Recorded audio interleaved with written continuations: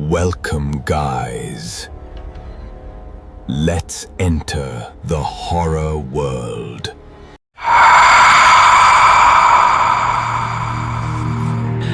हम इंसानों को लगता है कि हम इस दुनिया को समझ गए हैं। हमने अपनी साइंस से इसकी गुत्थियां सुलझा ली हैं।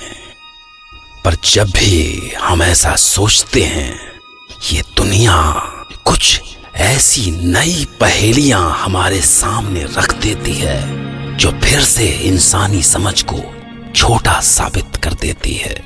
क्यों हमें उन पुरानी हवेलियों में जाने से मना किया जाता है? क्यों कहा जाता है कि दिन ढले पुराने कब्रिस्तान वाली सड़क से मत गुजरना? बड़े बूढ़ों की कही सारी बातें मिथ्या या मिथ हैं, या वाकई उनमें कोई राज छिपा हो सकता है? सोचिए। मैं डॉक्टर नागर, पेशे से मनोवैज्ञानिक और पैशन से ह्यूमन माइंड का फैन, आपके पास लेकर आता हूं मुझसे मिले कुछ लोगों की आप बीती, कुछ घटनाएं जिन्हें सुनकर आप सोचने पर मजबूर हो जाते हैं।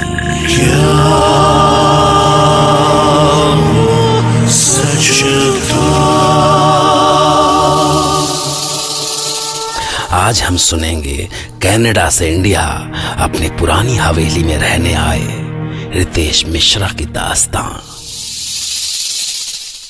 मैं उन दिनों कनाडा में जॉब करता था। 10 साल हो गए थे मुझे वहां पे। मेरी पत्नी नंदनी और मेरी शादी को 4 साल हो गए थे। हमारा प्रवीण भी 1 साल का हो गया था। विदेश में हमारा मन नहीं लग रहा था। रह रह के अपने देश की मिट्टी बुला ही लेती थी। फाइनली एक दिन हमने डिसाइड किया कि हम इंडिया वापस जाते हैं, वहीं कुछ कर लेंगे अपनों के बीच। बनारस में हमारी पुरानी हवेली थी जो सालों से बंद थी। नंदनी का मायका बनारस में था, सो हमने सोचा कि उसी हवेली को होटल में बदल के हम भी उसी में रह लेंगे। सो एक दिन हमने अपना बोरिया बिस्तर बांधा और इंडिया की प्लेन पकड़ ली और बनारस आ गए अपनी पुरानी हवेली।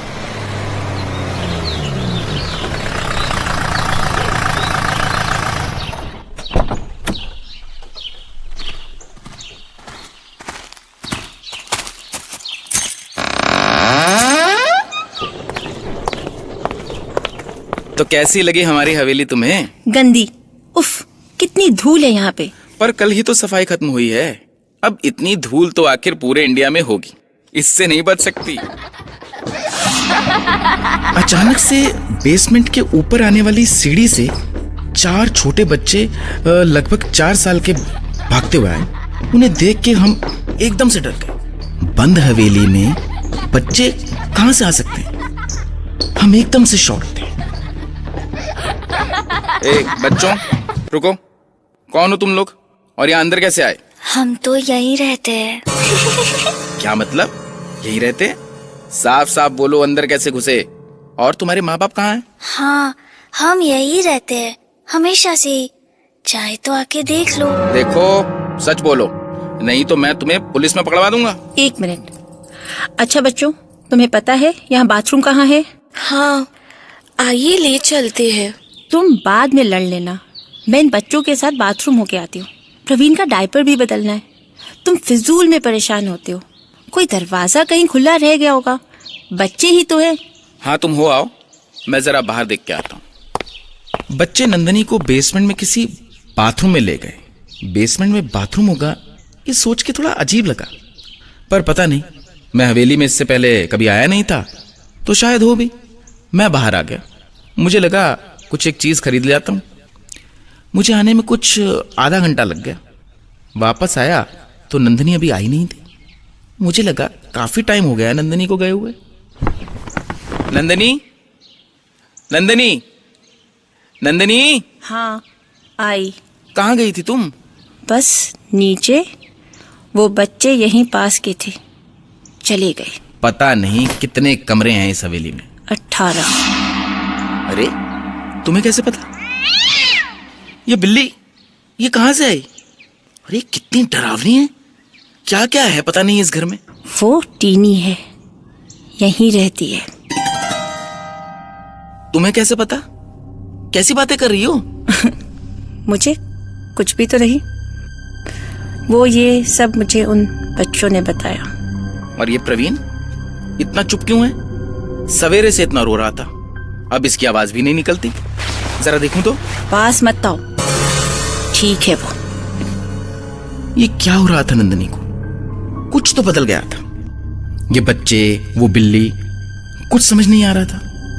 मैंने उसके ना बोलने के बाद भी जाके प्रवीण के माथे पे हाथ रखा। बर्फ से भी ठंडा था वो। मैंने नंदिनी का हाथ पकड़ा कहने के लिए कि जरा देखो उसे, पर नंदिनी का हाथ भी उतना ही ठंडा था। मुझे लगा कि शायद मेरा हाथ ही ज्यादा गर्म रहा होगा।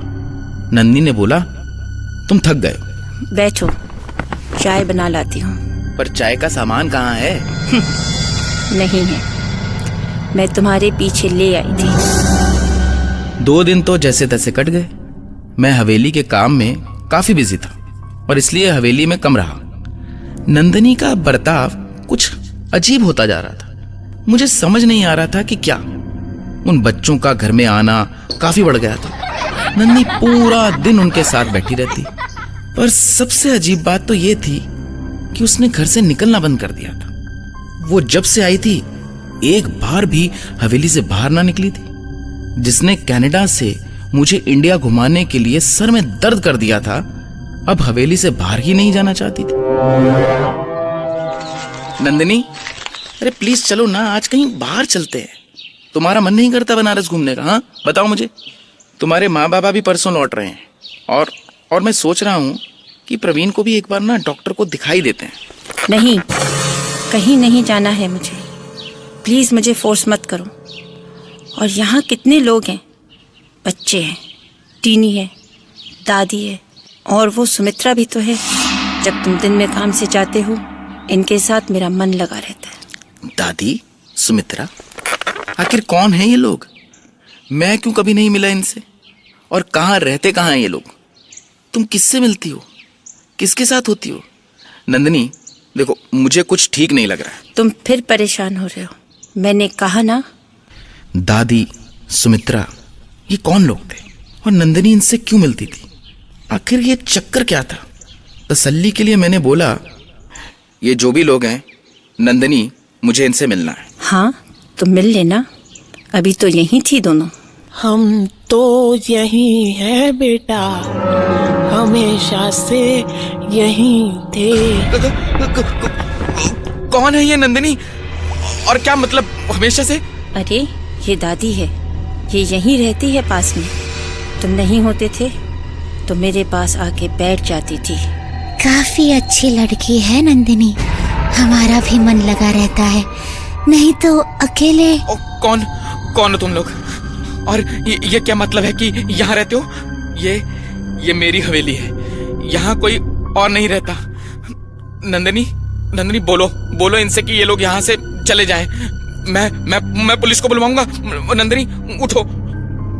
मुझे उस समय कुछ समझ नहीं आ रहा था। मैंने नंदिनी का हाथ पकड़ा और उसे उठाया। मैं उसे यहाँ से बाहर ले जाना चाहता था।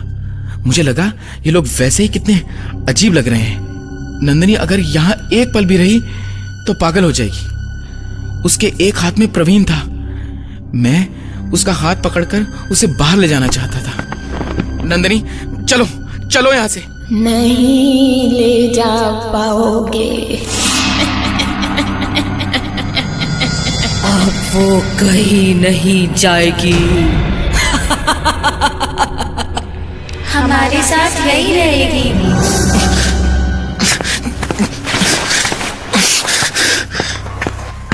रितेश रुको, मुझे कहीं नहीं जाना।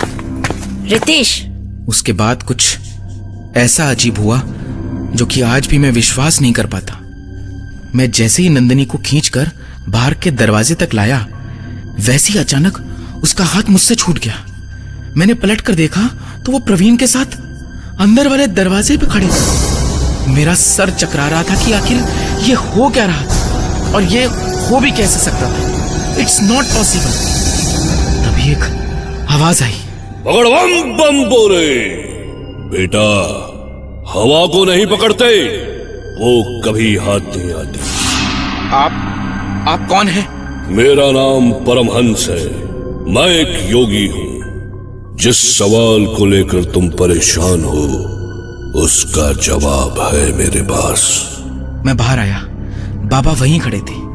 एक अजीब सी शांति थी उनके चेहरे पे। मैं उनके सामने रो पड़ा। मैंने कहा, बाबा ये क्या हो रहा है? क्या गया है नंदिनी को? और अभी जो ये हुआ।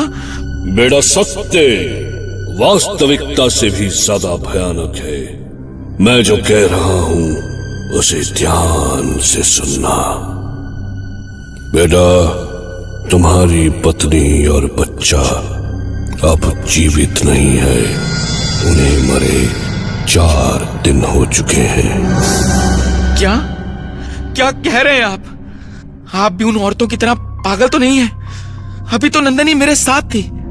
जाइए यहां से। जो तुम्हारे साथ थी वो तुम्हारी पत्नी नहीं, उसकी आत्मा थी। तुम्हारी पत्नी को भी नहीं पता कि वो मर चुकी है, ना ही उसे पता चलेगा कभी। तुम्हें इस हवेली के बारे में कुछ नहीं पता। बहुत साल पहले यहाँ पे 3 बच्चों को उनकी माँ से अलग करके निर्दयता से मार दिया गया था। पर उनकी आत्माएं आज भी इस हवेली में है। जो कोई भी औरत इस हवेली में जाती है वो बच्चे उसे अपनी माँ समझकर मार देते हैं। और सबसे बड़ी विडंबना ये है कि इस हवेली में जो मरता है उसे भी नहीं पता होता कि वो मर चुका है। वो हमेशा इस हवेली का होकर रह जाता है। वो बूढ़ी औरत और उसकी बहू के साथ भी यही हुआ था बेटा। मैं फिर भी नहीं मानता। आओ चलो मेरे साथ। मैं बाबा के साथ अंदर गया। ओम ह्रीं स्फुरा स्फुरा प्रस्फुरा प्रस्फुरा खोरा खोरा धरानुरूपा चढ़ा चढ़ा प्रचड़ा प्रचड़ा कहा कहा वमा वमा बधा बधा खड़या खड़या ओम फट। और जैसे ही बाबा अंदर घुसे वहां कोई नहीं था। मुझे ये सोचकर और भी डर लग रहा था कि जो बाबा कह रहे हैं कहीं वो सच ना हो। बाबा ने मुझसे पूछा कि जब तुम यहां आए थे तो तुम्हारी पत्नी सबसे पहले कहां गई थी। मैंने बेसमेंट की तरफ हाथ दिखाया और मुझे ये सोच के और भी आश्चर्य हुआ कि मैं खुद कभी वहां क्यों नहीं गया। मैं जैसे ही बाबा के साथ नीचे गया तो वहां जो था उसे देखकर मेरी चीख निकल गई। वहां नंदिनी और प्रवीण की लाश थी। नंदिनी नहीं। उसके बाद मुझे कुछ भी याद नहीं। मैं बेहोश हो गया था। काफी दिनों तक मैं हॉस्पिटल में था। डॉक्टर्स ने कहा कि मैं सीवियर ट्रॉमा में था। नंदिनी और प्रवीण की अस्थियां मेरा इंतजार कर रही थी। मैं उन्हें वहीं गंगा में विसर्जित कर कनाडा वापस आ गया। हवेली मैंने गिरवा दी। मेरी दुनिया हमेशा के लिए उजड़ चुकी थी।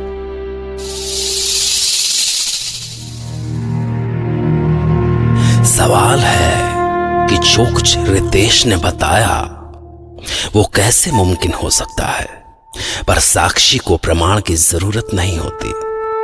वाकई कभी कभी सच कल्पना से भी ज्यादा भयानक हो सकता है। ऐसा सच जिसके सामने होकर भी आप अपने आप से यही पूछें कि वो जो कुछ भी था, क्या वो सच था?